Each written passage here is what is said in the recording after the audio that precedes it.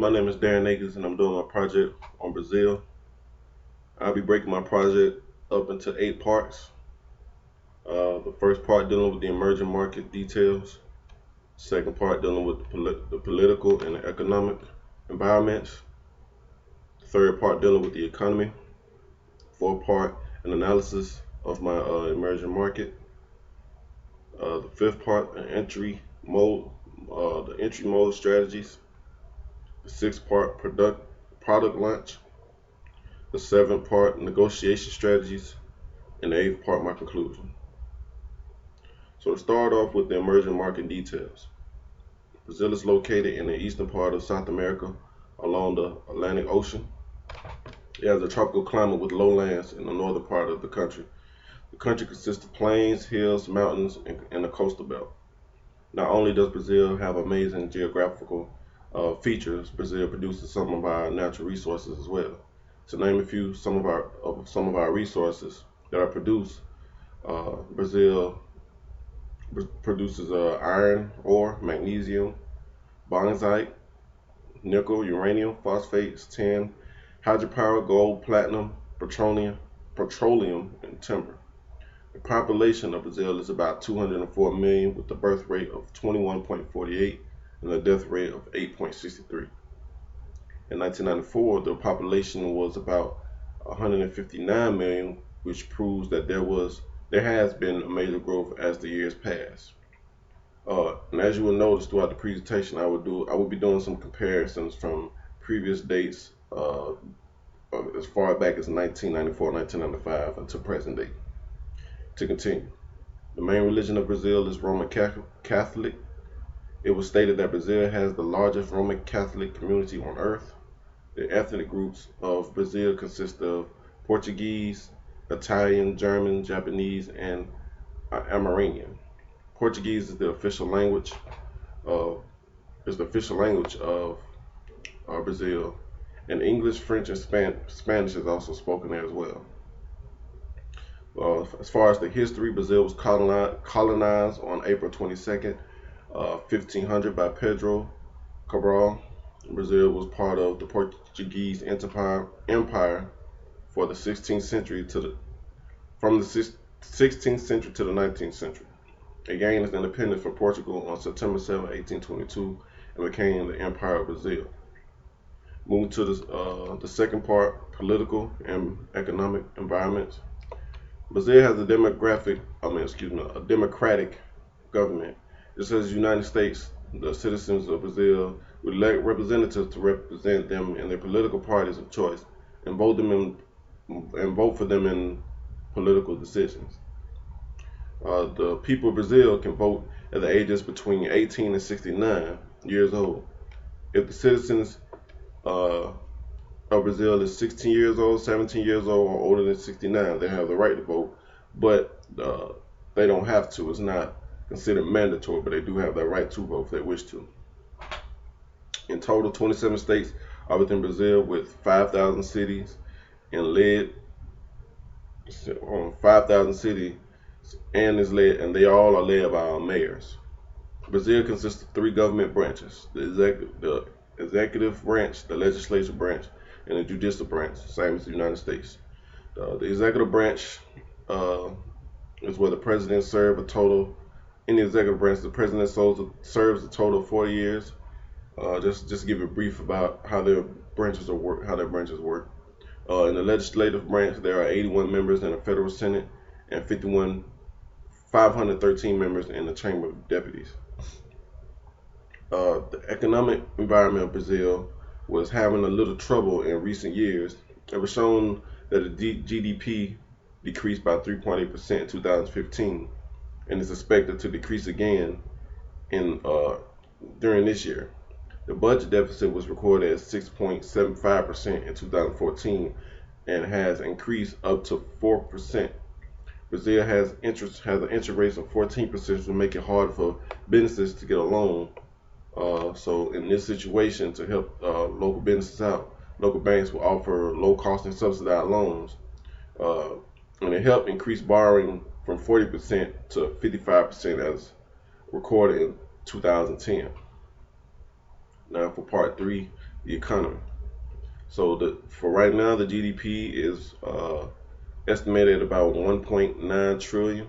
It consists of a national product real growth rate between 2 and 3%, with a national product per capita of $9,312. The economy of Brazil is built around agrarian, mining, and manufacturing sectors. Private interests and the government mostly control the mining done in Brazil. Brazil builds up most of its economy from its natural resources. The labor of Brazil is built up of three categories: service, which is about 66%, agriculture at about 20%, and industry at 14%. Being that Brazil is an emerging country, these labor forces will help it strengthen its economy and help build Brazil as a better country financially. Now, going to the fourth part, an analysis of the emerging market of Brazil, of course. So, from 1995 to 2006, Brazil's foreign direct investment has grown as of April 2016. It has shown that Brazil increased up to about 6 billion in US dollars. In 1995, it averaged out 3 billion, and of 2016, it has reached a high of 20 billion. There are many companies within Brazil. The leading industry in Brazil are the iron and steel production, automotive assembly, petroleum processing, chemical production, and the production of cement. It means that Brazil is also a manufacturing country. It was shown that Brazil manufacturing PMI has increased to 45.6% of December 2015. In result, it means the manufacturing business is very efficient in Brazil, particularly the automotive industry. Brazil increased its vehicle production by 3.2% and produced 175.3 thousand as of May 2016. Production of cars in Brazil averages to about 104,468.86 units. In April 2013, Brazil produced a high of 352,531 units. Brazil offers many investing opportunities within the country. One of its leading investments is agriculture. A few of the natural resources that Brazil produces, that besides the one I named, of course, are sugarcane, coffee, oranges, soy, bananas, walnuts, cashew nuts, corn, pineapples and peppers, beef, poultry, and tobacco leaves. Companies that own these resources are main suppliers for major companies, which is why agriculture is an important factor in Brazil's economy. So part 5 is the entry, mode, and strategies. When it comes to doing business in Brazil, there are a few strategies companies can use to run an efficient company. The first strategy that I mostly am attracted to when doing business is joint ventures. Joint ventures are a special type of special type of ownership sharing in which equity is owned by two or more companies. And I got that from the book. Advantages of using joint ventures allows companies to use local know-how and access markets and that are restricted in foreign entry. By using joint ventures, inland companies can learn the ideas and business cultures of foreign companies to help the business become more efficient. A second entry strategy that I was attracted to was the strategic alliance. Strategic alliance are formed by two or more companies in a quest to utilize each other's competitive strengths and achieve their targets more efficiently or at a lower cost. And I also got that from the book. The advantages of using a strategic alliance allows the company to benefit from the assets of their business partners, helps the company grow, and reduces costs within the business by sharing resources. Part 6, which is the product launch. So as I was doing my research in Brazil, I had to come up with the idea of what type of product or service would I launch within Brazil. And one thing I noticed about Brazil was the scenery, the lands, the beautiful tropical climate. So the best thing that I think would be a good idea to do was to come up with a multicultural resort based in Brazil. And I would try to partner with Apple and hope that we can create a resort for all ethnicities to communicate with one another through technology. So the difference between this resort and most resorts is that even though you have the scenery, the lands, the beautiful tropical climates, the main focus would be the technology that would be brought into the resort. So I want to create a resort where the idea of one universal language could be actually created through Apple going in and designing a product that allows someone from French to be able to understand someone from excuse me, not French, someone from France to be able to understand someone from United States that speaks English. Of course, they speak French, and maybe someone that speaks Portuguese can understand someone from China. A processing and receiving system, uh, sort of like a headset that you put over your head, plug in your ears, and as uh, A and B communicate, one transmitter will pick up the language and it would interpret it into the language of whomever is receiving the information. And I thought if we did that with Apple and within a resort, that would be a major project that could lead to uh, opening up new markets, especially helping Brazil grow as a country. But it can open up new markets not only for Apple but for many other companies to just grasp the idea of helping create a universal language through technology. I would use the entry level of joint ventures because I would want to provide the necessary knowledge.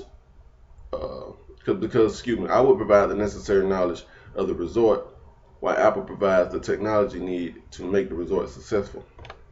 By building the resort, the economy of Brazil, as I said before, will become better due to many foreigners coming to the country, using the businesses within, well, going to the businesses and purchasing items and products and services from the businesses within Brazil, causing the economy to grow. And as far as a few uh, other things that I would do within the product launch or the service launch, I provide international bookings at great rates, special offers, free trip raffles, and much more to make make the resort stand out and make it more popular towards the people. As far as part eight, negotiation strategy. So the negotiation strategies that I would use would be the face-to-face interaction and non-verbal communication, providing the appropriate numbers, meaning the, the forecast for how much we projected to make within the next 5 years, the amount of rooms that we need, the amount of people that we plan on having there, and so forth. An efficient presentation of the resort, offers, and other information to give to Apple. My main goal would be to try to build a strong relationship with Apple first by gaining their trust in me and the ideas that I have. I will have a strong chance of working with Apple because building a relationship is very efficient when conducting business.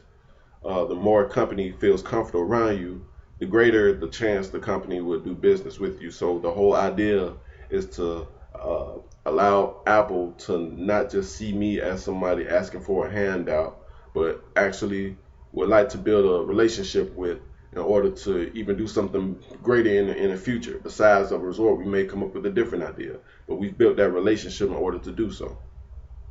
So in conclusion, Brazil is a growing country with a lot to offer. For the past years, it has rapidly grown and is constantly aiming to become a leading market. But at the same time, Brazil still has its issues, as any other country does. With unemployment reaching 9% and inflation reaching 10%, Brazil has a lot of work to do to build itself back up. Based off the history of Brazil, I expect the future to become better once the necessary precautions are taken to do so. But overall, Brazil will be an ideal place to attack training markets. And that concludes my presentation. Thank you.